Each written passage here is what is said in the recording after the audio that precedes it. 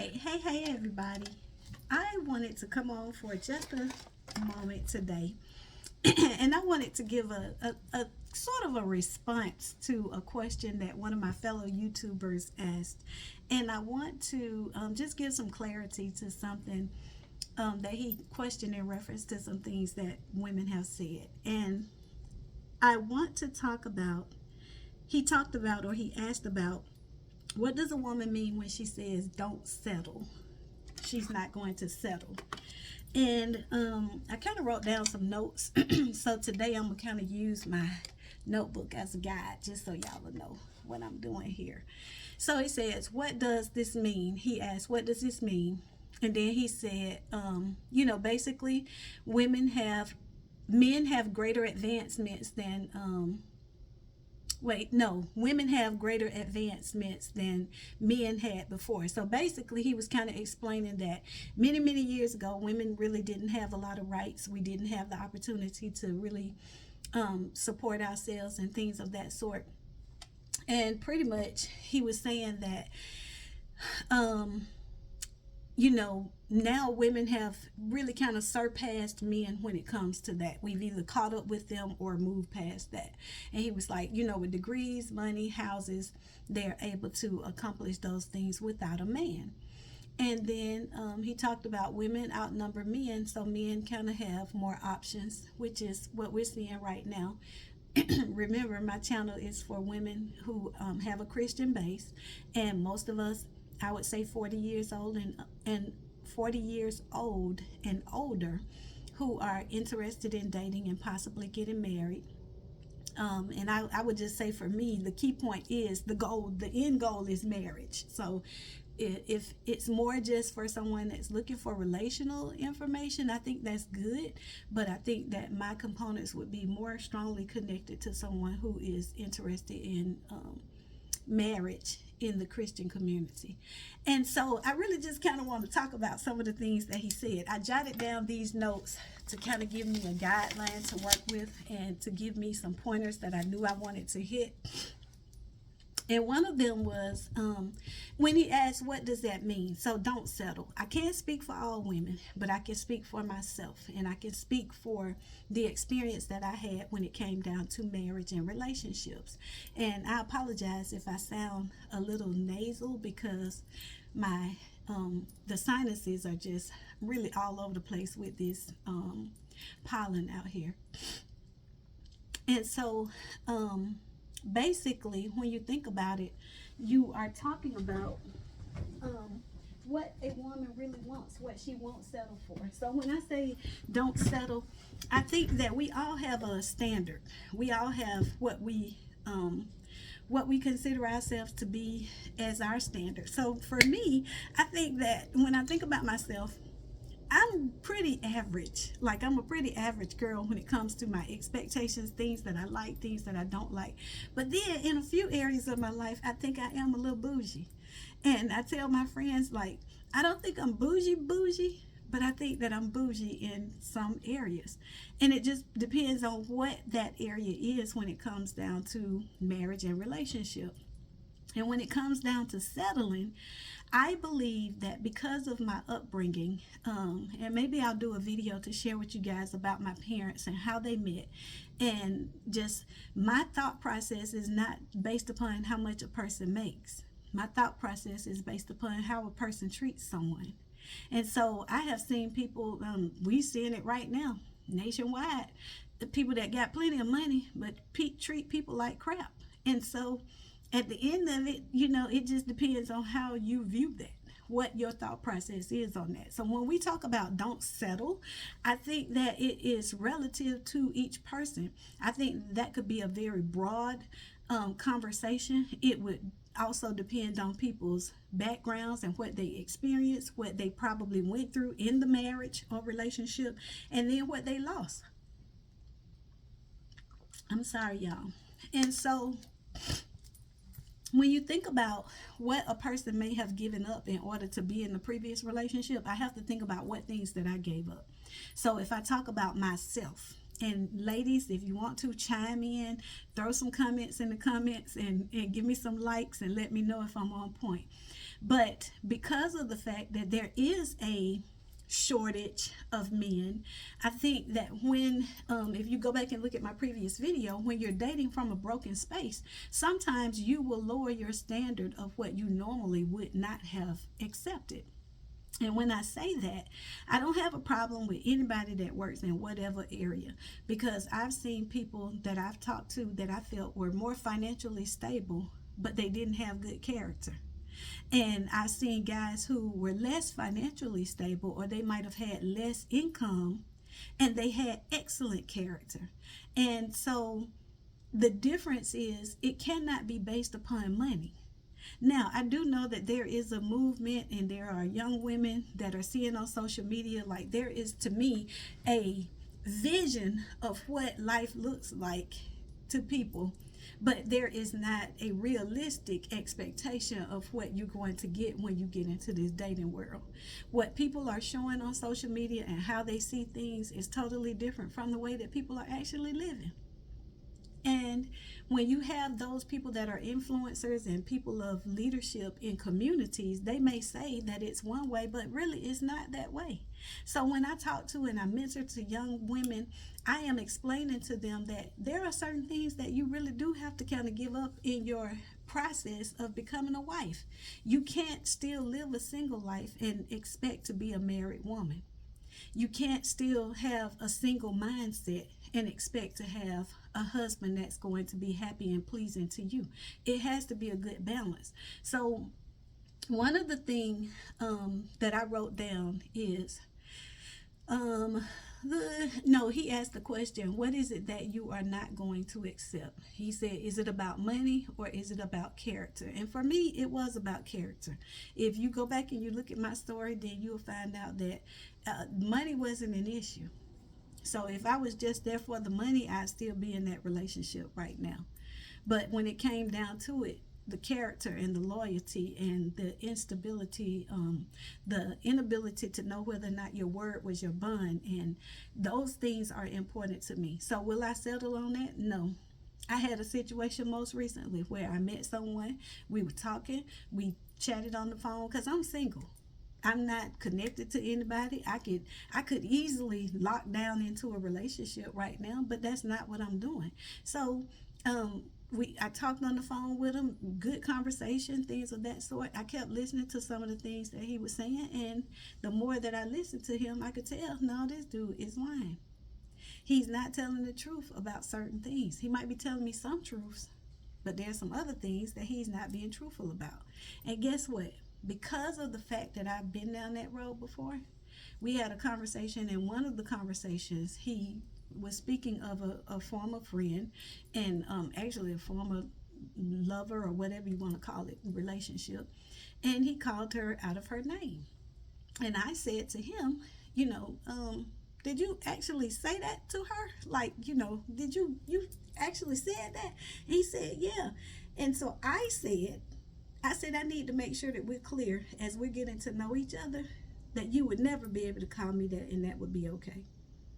I want you to understand that that wouldn't be something that would ever be feasible. And I'll be honest with you, I'm not too pleased with hearing you call her that with me being another woman.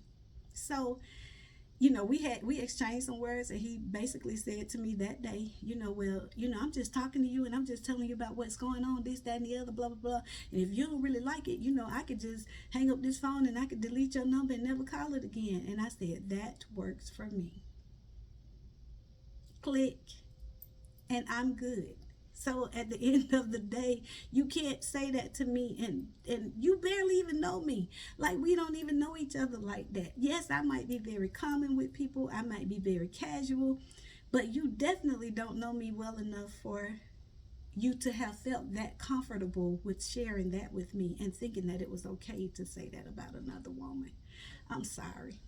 I ain't gonna be able to do it. Because if you say that about her and you've known her for years, then I can only imagine what you would say about me. So when we talk about don't settle, there are just the bar for me is already high. As a teacher and an educator, one of the things that I used to tell my kids, now I teach when I was teaching, I'm not teaching right now, but when I was teaching in my classroom, my students were, this is getting on my nerve, y'all. My students were in middle school, which means I'm teaching 6th through 8th grade students. Some of them were only reading on a second grade level. They were only reading on a kindergarten level. Some of them may have been on a third grade. Some of them may have been a mixture coming up to maybe 5th grade. So in special education, the goal is to get them up to bring them up to par. Now, when they're that far behind, you're not going to be able to really reach that goal. But what you want to look at is their growth. How can you push them? And I used to tell my scholars, and I use this same thing in my own life. So I have a high bar set for myself, my expectations, how I treat my mate, what I do for him. There is a bar that I set based upon my expectations of how I want to treat him, because I anticipate that he is going to mirror that to me. And so in my classroom, I would tell the scholars, I'm going to set the bar high. And it's going to be hard. It's going to be tough. But you got to just reach for it. And in the classroom with students who could not read on level, I would have oftentimes some of the highest growth that could be possible. They would be like, how are you getting the students? Like, your growth is off the chain. They are growing. You know, if I grew a student a whole grade level, I did what I needed to do. If I grew them 2 grade levels in a year, I did what I needed to do. And they were like, how did you do it? I said, I don't lower the bar. So it might be hard. They're going to cry. They're going to be mad. Miss Young, I'm tired of doing this. This is too hard. I can't read this. Read what you can. I'm not going to change the requirements to meet the minimum or the mediocrity of someone else. And I'm not going to do that for myself. So I'm going to set high standards for myself, which means that I'm then going to expect high standards from those that are around me. And what I have learned is, even if you lower your standards, if you lower your expectations, it does not change people to the core of who they are. It just helps them to be more comfortable in who they already are. So with my ex, I won't say that I necessarily lowered my standard, but I accommodated some things that I think that if I had been in my healed place, and if you get a chance, you can go back and look at my video on dating while you're in your broken space. But I believe that I accommodated some of the things that I knew were not okay with me. And I saw those things during the dating time period, but I felt that if I married him, it would be okay. And what I am saying at this point, when it comes to I won't settle or don't settle, what I will say is, whatever you see while you're dating, whatever he presents, whatever he does not do, whatever you have an expectation that he's going to do and he's not doing it, or if you're having to nudge him or push him or coerce him to do it, if you have to manipulate that situation, it is not going to work. And I'll talk about manipulation later, because some manipulation is what I would consider, what's the word that I want to say? It is non-coerced. You know, like sometimes we manipulate things and we don't know that we're manipulating it. Like we're pushing for it, or we're trying to maneuver it or make it work to our advantage, and we really don't know that we're doing that. But then there's another form of manipulation where you set out to do that. You knew that when you did what you did, that would draw him or her closer to you. You knew that if you did these things, that would make them be more comfortable with you. And then once you got with them, you decided that wasn't really what you wanted to do. The issue with me and my husband was that he didn't want to do the things that go along with the married life. Like, he wanted what it brought to him. He loved what I brought to the table and how I could create the atmosphere for that. But that just really wasn't what he wanted to do. And the reason that I could say that is because whenever we had problems, yes, he would go to counseling. Yes, he would go to church. Yes, he would do what needed to be done for about 30 days. 60 days was pushing it. And if we ever got to 90, it was really, like, I would always be like, oh, he's doing it, he's going to do it now, 30 days in. Oh, he heard what I said 60 days in. About that 45th day, because what they say, it take 21 days to change a habit. About that 45th day, somewhere about that month and a half era, when I had done stopped fussing, I wasn't complaining about what he wasn't doing. I wasn't saying anything about it. Because at that point, I had fell into a place of comfort because I felt like he heard what I said. And so that wasn't so. So going back, he talked about, can you treat me well? Can we make the same money? Money is not, uh, here's what I will say. Money is important, but it is not the most important thing. The average person that I know, and I said this on a couple of other videos, I don't know people that's making a whole lot of money. So anybody that's out here that's in their young age group and they talking about they making millions of dollars, there are some moguls that are out there. There are some people doing network marketing that are really, really power punchers and they making that kind of money. But also the lifestyle that they live and the things that they have to give up in order to get there, they are grinding every day, all day. And most people don't have that kind of grind in them to meet that level of expectation. I see many of them and I love them. I love watching their videos and seeing what they're doing, and I think it's fabulous. But for me, I'm not interested in doing that every day, all day. That's not what I'm not hungry enough for that. And you have to have a hunger and a thirst for that and that level to be able to even make it to that space. So realistically, it is not realistic to say that someone is going to be able to make hundreds of thousands of dollars. That's not going to work. And so when it comes to money, I was talking at church the other night. One can put 1,000, two can put 10,000, right? So if we put our resources together, if I make 50,000 and you make 50,000, we got a household that's making $100,000. What are we going to do with that? See, the question is not about how much you make. The question is, what do you do with what you make? Most recently, I had to purchase a car. Hear the word had. I was doing everything I could to avoid a car note. I really, really, really, really, really want that BMW X7. It's been calling my name for a long time. It's so beautiful. It's so chic. It reminds me of myself. It's just like well put together.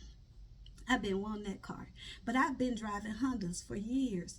I have been driving Hondas probably for about 30 years now. And when it came time to get the car, I was thinking to myself, Marnie, you really don't want to step out here and do this like this. You know, I'm still trying to work on some other things. I needed to make some repairs to the house. I'm always thinking about the rainy day. So as much as I want that BMW, when it came time to get the car, where did I go? Oh, what I was going to say, what did I end up getting? But where did I go? I went to the Honda dealership. And I decided that, it's 4 wheels. It needs gasoline. I need for it to get me from point A to point B. And I have a lovely car. And I'm good with it. Did I still want the BMW? Yes, I do. Like, I would love to have it. And honestly, if I had had a husband, I probably would have gotten it. But when I started thinking about Marnie, think about maintenance. Think about what it's going to cost you for tires. Think about what it's going to cost you in gasoline. Do I need to burn premium or can I burn regular? All the components that go along with that. And then what do I do to make sure that I'm prepared for a rainy day if something happens here around the house? And so when it says don't settle, if I had had a husband, maybe I would have did something a little bit different. He might have said, baby, go on and get the X7. You work every day. You're doing what you need to do. We got enough money in the bank. But that wasn't the point. I don't need a car that says that I have a certain status. What I needed was a vehicle that was going to get me and my kids from one place to the next. The issue for me was I was concerned about safety with my other car. It kept making me feel like it was going to put me down. I'm going to be on the side of the road. Yes, I got AAA, but I don't want to use that as a regular practice. That's supposed to be in case of emergencies. And so the thing is, am I settling for someone because they couldn't give me a BMW? No. If he could go and get me a vehicle that's going to get me from point A to point B, and especially if he is a man that he takes ownership of that. See, that's a difference. If he's the one that says, baby, if I get you this BMW, I got the maintenance, or I got this, I got that. Or if he's the one that gets me the Honda, he said, I got the Honda because I know how to work on this car. I got it because I can handle this. I know what this is.